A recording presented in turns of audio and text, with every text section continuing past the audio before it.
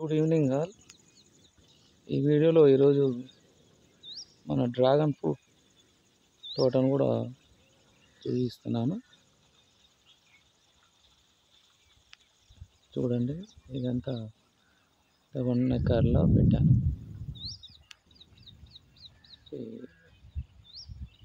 Branches కూడా బాగా వచ్చాయి. మన జాక్ ఫ్రూట్ కూడా దీంట్లోనే ఉంది. జాక్ ఫ్రూట్ పెట్టినటువంటి ప్లేస్ ఈ స్తంభం కనబడుతుందా, ఇది ఇక్కడ నుండి లాస్ట్ వరకు 100 ఫీట్ల వరకు జాక్ ఫ్రూట్ ప్లాంట్స్ని పెట్టడం జరిగింది.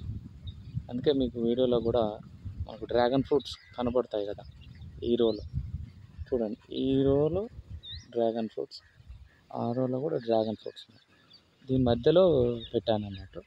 అంటే సక్సెస్ అవుతుందా కాదా అనేది చూద్దామని పెట్టాను. సక్సెస్ అయ్యింది. ఇప్పుడు దీన్ని ఏం చేస్తుంటే ఎక్స్టెన్షన్ చేస్తే ఇక్కడ 200 ఫీట్స్ లాంగ్ ఇక్కడ గ్యాప్ ఉంది, అక్కడ ఉంది. ఒక 30 నుంచి 40 ప్లాంట్స్ పెట్టి మిగతాది పెట్టాలనుకుంటే బయట డ్రాగన్ ఫ్రూట్ తోటలో కాకుండా బయట పెడతాను. చూడండి, ఇదంతా డ్రాగన్ ఫ్రూట్.